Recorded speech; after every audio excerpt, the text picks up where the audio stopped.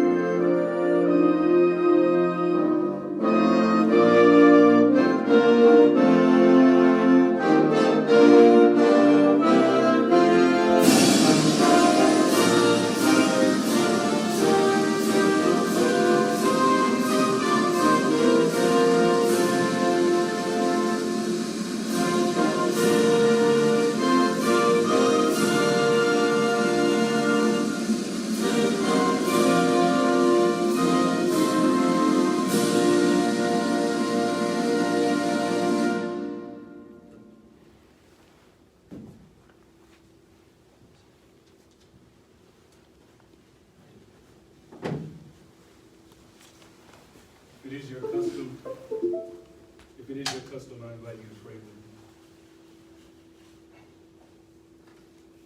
Oh God, our help in ages past and our hope for years to come, we thank you for this auspicious occasion that brings us together as wingmen, leaders, family, and friends. We have gathered first to celebrate Col Stephen Bailey and family for a mission complete and a job well done.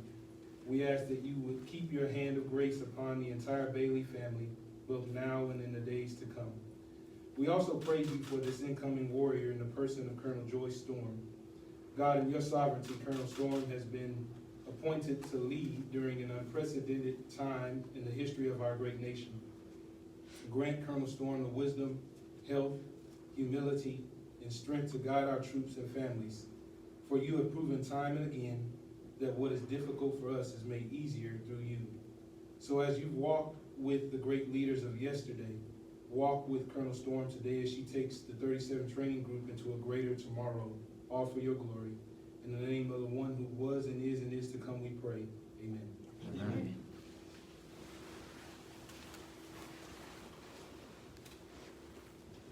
Thank you, Chaplain Brock. Ladies and gentlemen, please be seated. At this time, I would like to take a few moments to introduce some very special guests with us this afternoon. Col Bailey's wife, Teresa Bailey. Chief Master Sergeant retired Ron Richards and his wife, Patty. Both.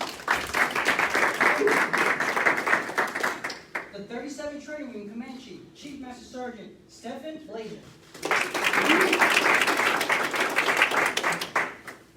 The 637 Training Group Commander, Col Koji Gillis. The 637 Training Group Superintendent, Chief Master Sergeant Gregory Butcher. The 37 Training Group Deputy Commander, Lieutenant Colonel Damian Williams. And the 37 Training Group Training Administrator, Mr. Tim Ori. Although time does not allow us to introduce all of our guests, we extend our warmest welcome to all friends, family, commanders, chiefs, and first sergeants who have taken time out of their busy schedule to join us today.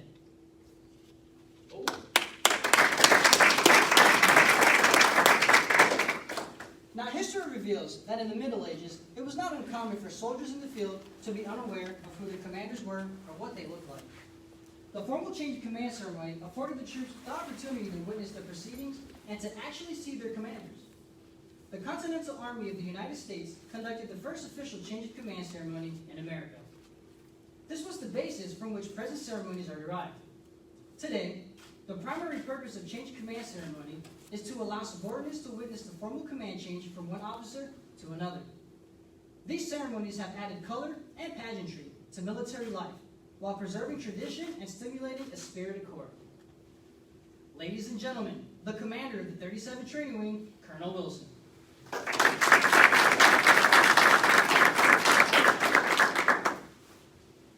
Great, thanks, Sergeant Feliciano. So, this is my second change of command in 5 days. So, Stephen Joyce, I very much appreciate your letting me swap over a seat for this one. And honestly, it is an honor. You know, people ask you about officiating change of command ceremonies. It's like, man, that must be tough. You get there and you gotta change. No, it's not tough. It's an honor. It is something that you look forward to as a commander. If you don't look forward to these types of events, then what the heck's the point? I mean, this is really it. To signify this event today, to signify the turning over of command from one group commander to another, it is what makes our history, our legacy so special, so important. It's why the military and the Department of Defense is so different. So thank you for giving me that great honor today. So, we are in a very interesting environment these days, obviously. I think I'm one of just a few up here. If you could look at the rest of the crowd, there's not a lot here for obvious reasons because of the pandemic we face today. But you know, in some ways, while we don't have an auditorium full of folks, we don't have formations, we don't have our commander of troops, it is intimate, and it is make it kind of special in a different way. It's special no matter what. So, appreciate everybody out there and social media and Facebook Live for tuning in today. Wish you all could be here very much. But also welcome and thank those that are in this room. Meeting all CDC guidelines, of course, social distance, with masks. Okay, so commanders, chiefs, first sergeants, ladies and gentlemen, men and women of the 37th Training Group and 37th Training Wing, welcome today. It is a distinct honor. So we'll start out by acknowledging a few of our guests today. First, we recognize Col Bailey, Steve's wife. His wife Teresa, and his friend, Chief Master Sergeant retired Ron Richards, and his wife Patty. Now, Chief Richards, you were, I believe, the first chief here in the 37th Training Group when Steve arrived. He said that was very, very meaningful that you did make it in today. We'd also like to welcome Col Bailey's family that is joining us virtually. His daughter Jennifer, you're out there. Jennifer, hello. His stepson Anthony Bailey, Staff Sergeant Anthony Bailey, and his spouse Michaela. His mother and father-in-law, Senior Master Sergeant retired Anthony Albano, and his wife Beverly. His sister-in-law Annette, his sister-in-law Carol, his sister-in-law Nancy, and her husband Sejal. All of you, welcome online, welcome virtually today. It's great to have you. Now, though I've not had much of an opportunity to work with Col Bailey, I can tell you about the praise and admiration that other people have expressed about him to me. All the way from the wing staff and the rest of the group, and almost to the person, every member of this wing that I've come across, to include his previous commander, who was here the entire 2 years with him, Colonel Generos. They all talk about Steve's selfless nature and his responsiveness and his true passion and care for the mission. Just from the short period of time that I've had with him, and from the many accolades of others, what I do know about Col Bailey is that he is a modest man. No desire or want for the spotlight or any kind of personal credit. So you know how much he's loving this right now, right? You know what I call that? I call that servant leadership. That's what I call that. It's something we could all aspire towards to a higher degree. I'll quite honestly use a little bit more of. Now, I don't think it would be a reach to say that these types of moments are uncomfortable for him, but it's so meaningful for our group, for your group, and for our wing to see this transfer of power.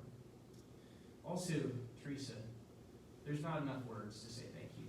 The sacrifice that our families give our members. I looked at his bio and he's gone a lot. I looked at his surf, he's gone a lot.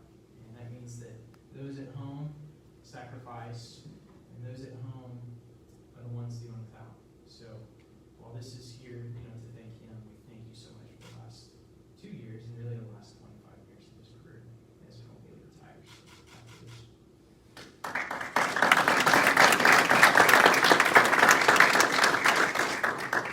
So Col Bailey's oversight of technical training for 24 AFSCs as well as 150 supplemental courses and graduate over 25,000 personnel each year has been exceptional.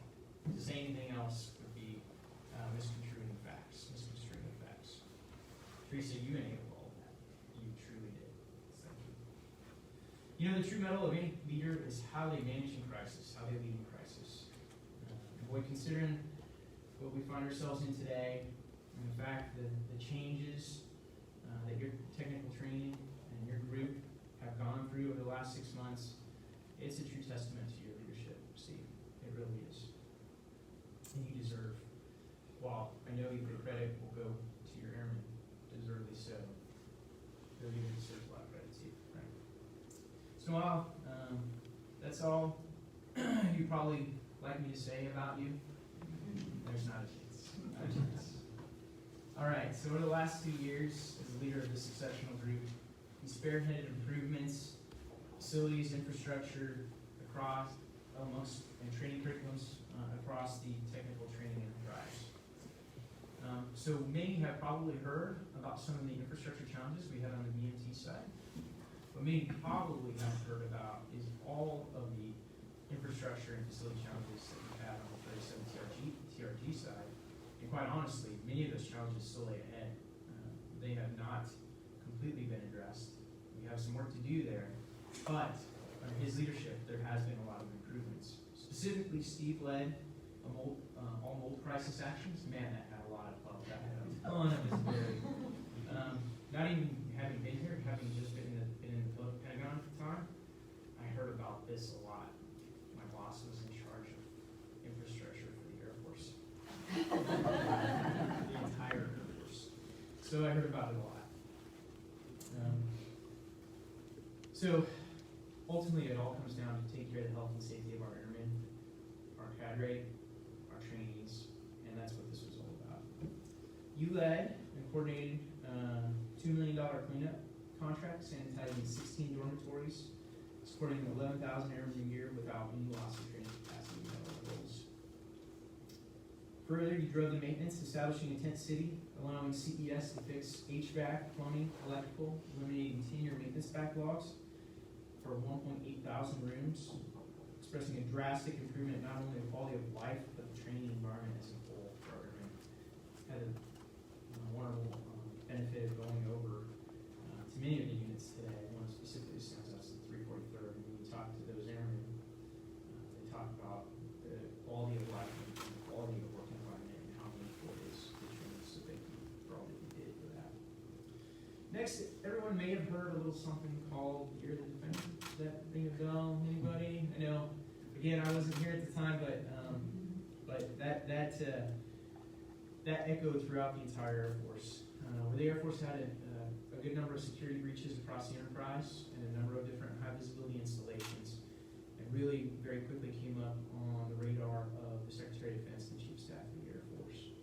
Well, getting after that problem and that focal point, and that's defender transformation and security forces transformation, the tip of the spear was right here. It really was. When you think about the way we organize, train, and equip as a service, all of those things, parts are right here. Significant portions of our curriculum and the way we train our defenders happens right here. Under Col Bailey's leadership, the 37th TRG fielded 8 new courses, trained 8,000 defenders, increasing lethality. We'll talk about lethality again in a minute. leading the 343rd to the Air Force's Tech Training Squadron of the Year. Further, these efforts also supported the revitalization of the military working dog program. We spent a lot of time talking about that today. Pretty amazing differences, and we really focused on the last few years, right? Probably no coincidence. Facilitating buys and procurement of military working dogs overseas, increasing our breeding programs, improving training production by 68%, the highest level in 5 years. Next, he tackled ATC's one of their biggest, if not their biggest, strategic objective, an effort called Delivering the Airmen We Need, right? How many in this room have heard of Delivering the Airmen We Need? Anybody in the ATC enterprise probably has.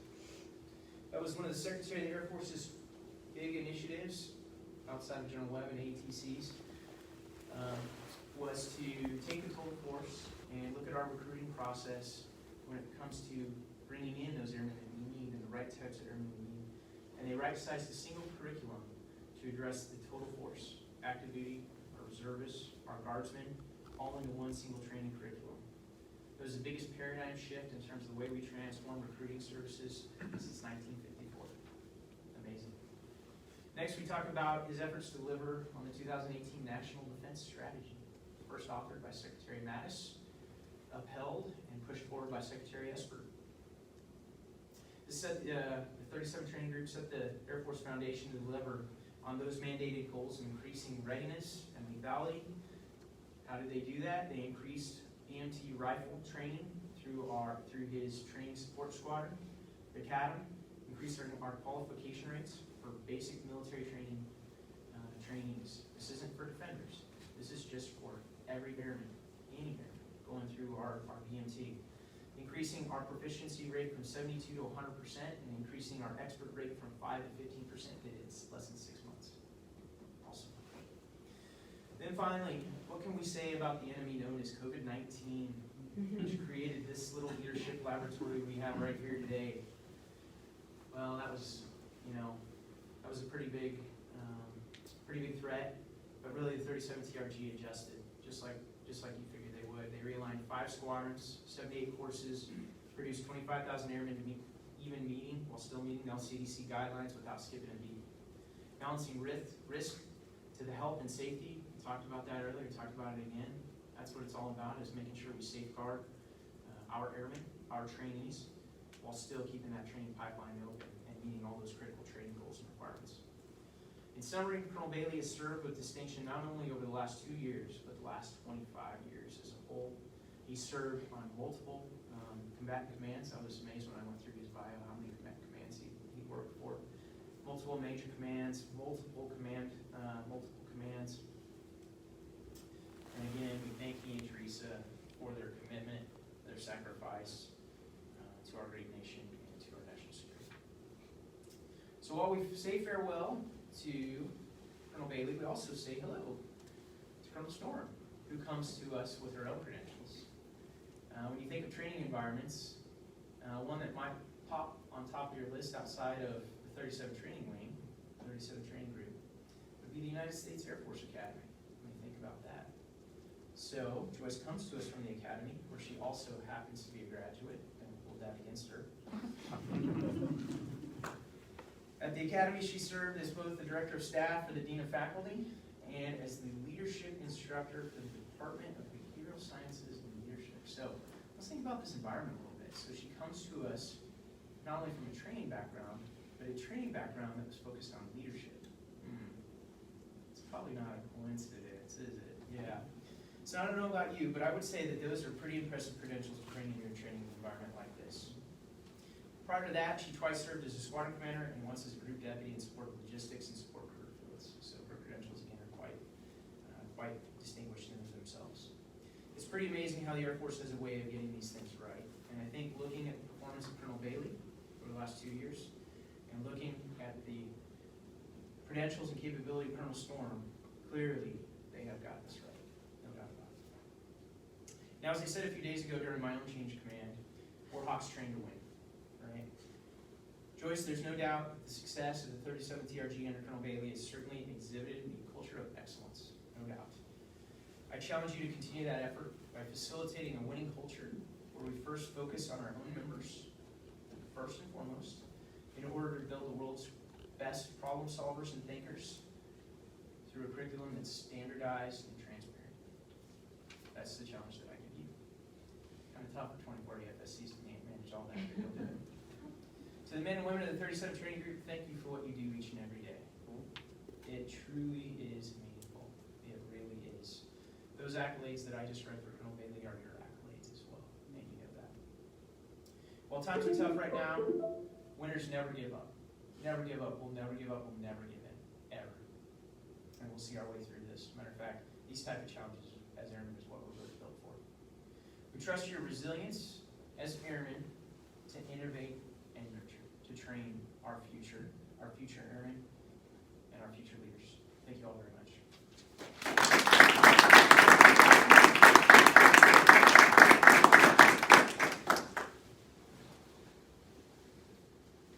Thank you, Colonel Wilson. Ladies and gentlemen, please stand as Colonel Wilson presents the Legion of Merit to Col Bailey. Attention orders. This is to certify the Legion of Merit has been awarded to Col Stephen G. Bailey. Col Stephen G. Bailey distinguished himself by exceptionally meritorious conduct in the performance of outstanding service to the United States as Commander, 37 Training Group, Joint Base San Antonio, Lackland, Texas, from 25 July 2018 to 30 September 2020. During this period, Col Bailey's exemplary abilities, diligence, and devotion to duty were instrumental in the resolution of some of the Air Force's most complex problems. Col Bailey superbly executed operations in the Air Force's most diversified technical training group, comprised of more than 1,000 joint personnel in 4 states, supporting 55 partner nations, resulting in the graduation of more than 51,000 students from 178 courses and 24 specialty career fields. Col Bailey led a complete renovation of the Air Force's largest small arms range, which corrected safety violations and renewed operational support capability for Joint Base San Antonio. Furthermore, he led a comprehensive and historic reform of basic military training weapons qualification, resulting in the first 100% qualification rate on the M4 rifle for Air Force basic military training. As the Defense Department's executive agent for military working dogs, he oversaw 708 dogs trained, 190 puppies bred, and $8 million in canine infrastructure invested in the world's largest kennel and training compound. Furthermore, his passion, drive, and vision were instrumental to the Chief of Staff of the Air Force Year of the Defender and Reconstitute Defender initiatives, and the creation of the first fully integrated total force recruiting schoolhouse. He also championed innovation efforts by incorporating virtual and augmented reality into 4 training courses, improving retention of airmen and improved performance on practical assessments. Finally, Col Bailey's renewed focus on culture and resiliency set the conditions for success and inspired this group to fight through numerous challenges, including a global pandemic, while earning Air Force level distinction as the 2018 Technical Training Squadron of the Year. The singularly distinctive accomplishments of Col Bailey culminated a distinguished career in the service of this country and reflect work created upon himself and the United States Air Force.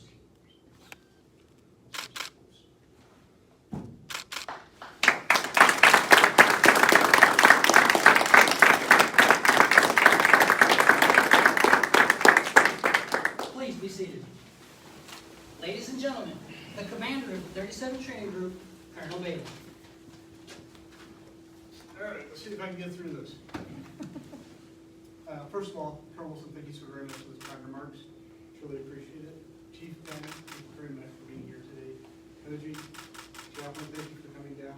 Appreciate you being here, Chief, as well. Thank you.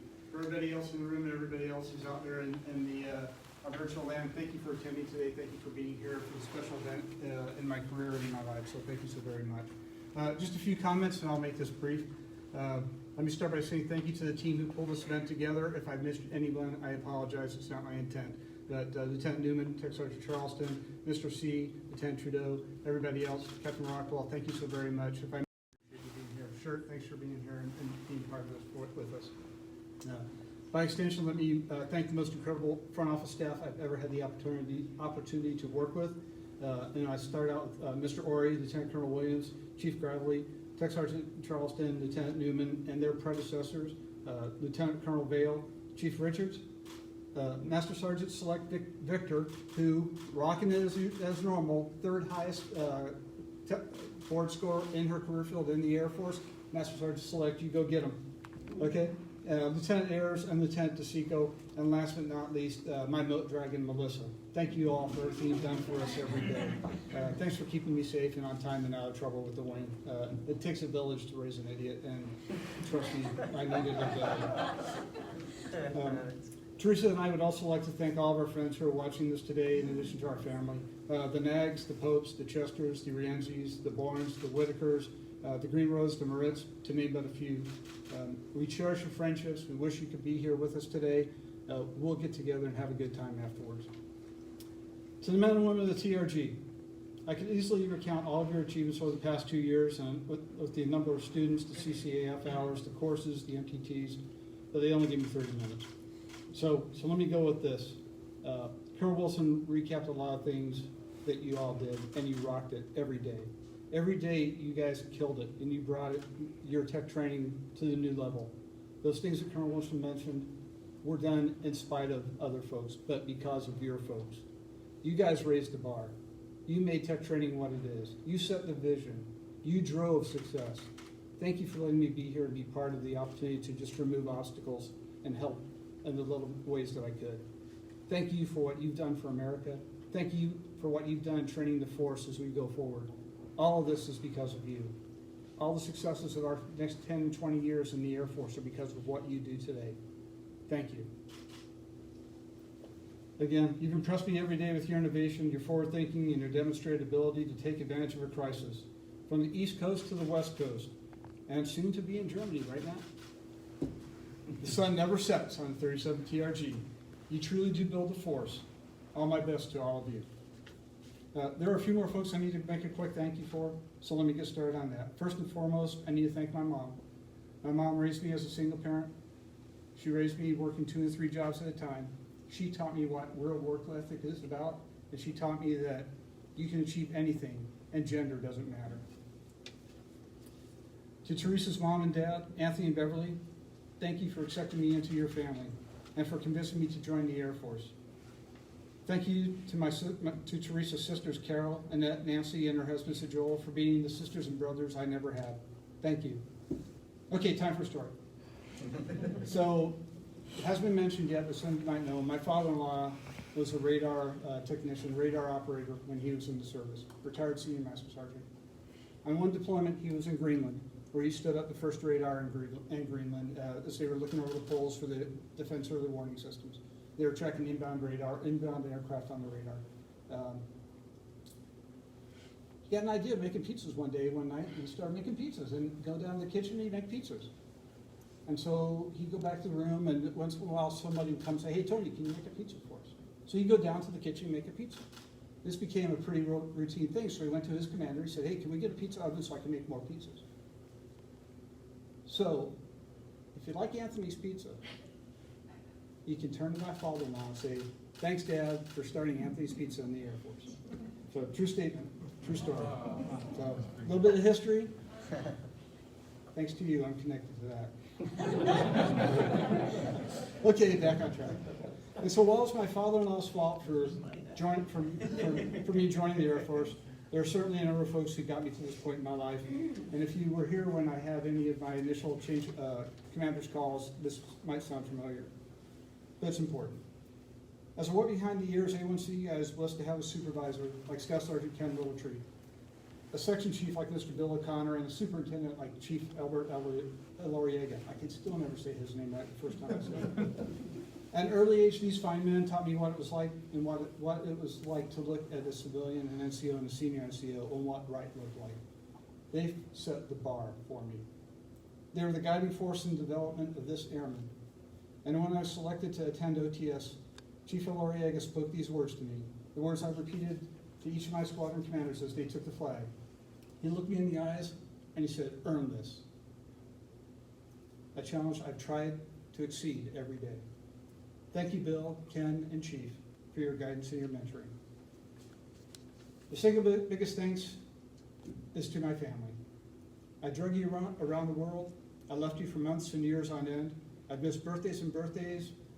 anniversaries, and Mother's Days along the way. And you didn't fight it too much. But I'm so thankful to have had you by my side through thick and thin.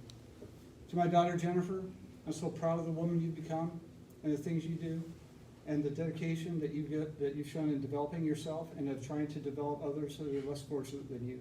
Don't ever change and never stop.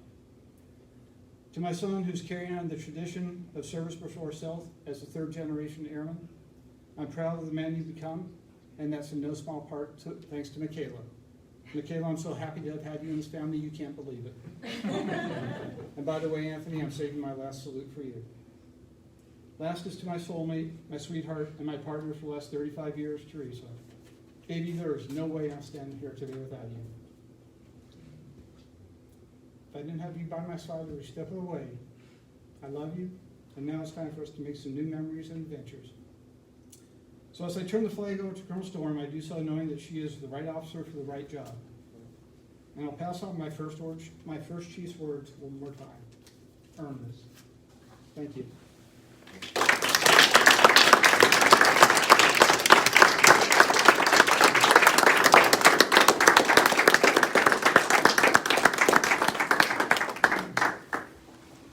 Thank you, Colonel Bailey. And on behalf of the men and women of the 37 Training Group, we wish you and your family the very best in all your future endeavors. Mrs. Bailey, on behalf of all the men and women here at the 37 Training Group, please accept this bouquet of flowers as a token of our appreciation for your devotion and unwavering support.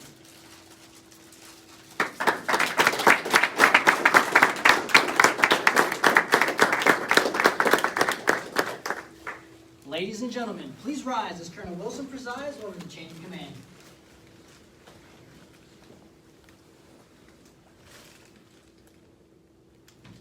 Publish the orders. Attention to orders. Department of the Air Force, 37 Training Wing, Joint Base San Antonio, Lackland, Texas. Under the provisions of Air Force Instruction 51-509 and Special Order Number Golf-20-044, Col Stephen Bailey relinquishes command of the 37 Training Group, Joint Base San Antonio, Lackland, Texas, and Col Joyce Storm assumes command, effective 21 July 2020, by order of Rocky K. Wilson, Colonel, United States Air Force, Commander, 37 Training Wing. Sir, I relinquish command.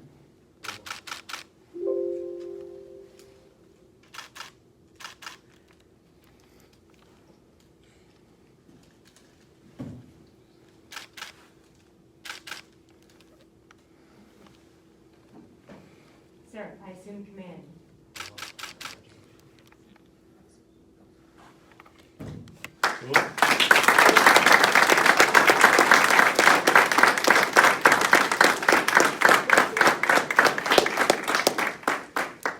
Ladies and gentlemen, please be seated. Ladies and gentlemen, the commander of the 37 Training Group, Col Joyce Storm.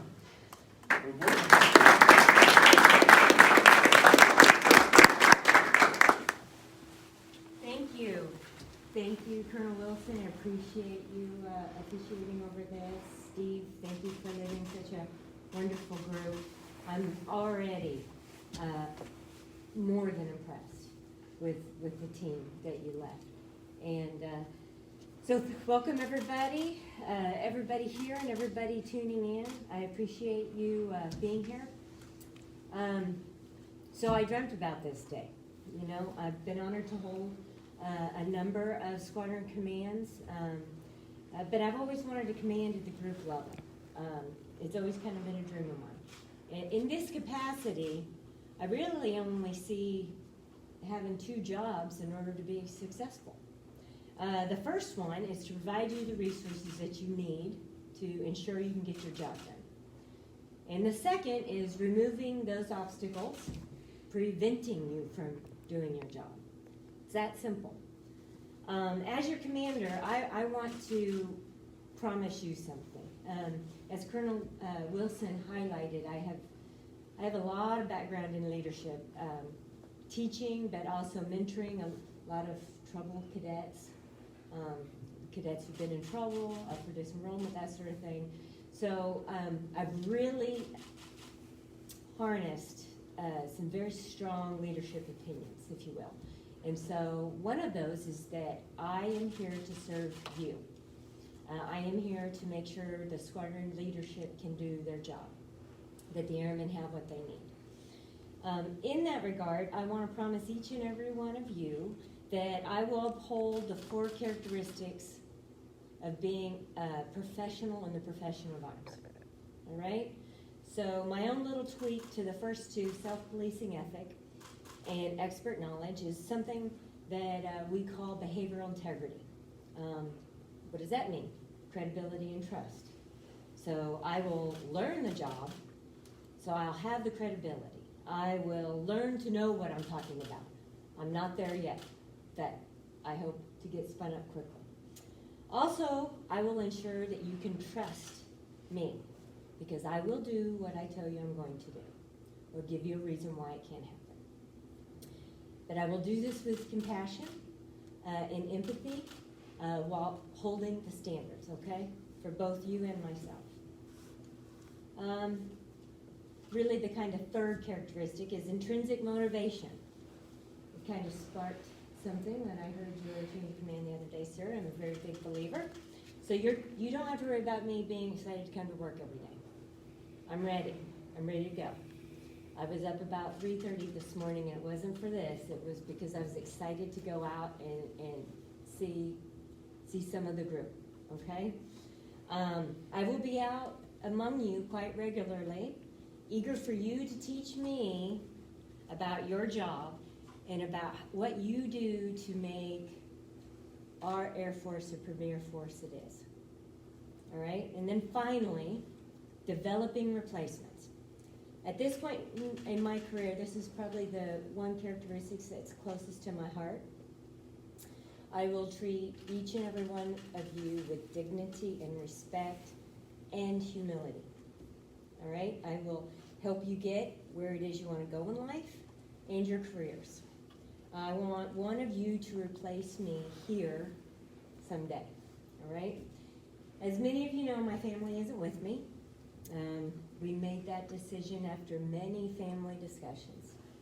In the end, my kids needed to stay where they are, and my husband is honored to have gotten hired for his dream job, head baseball coach of the biggest high school in Colorado Springs. And he's at practice right now. So. However, I want you to know that they're with me every day, and they have the largest influence on my leadership style. I love you guys, and thank you for everything, and thank you for your support. I look forward to working with each and every one of you and getting to know you. Thank you.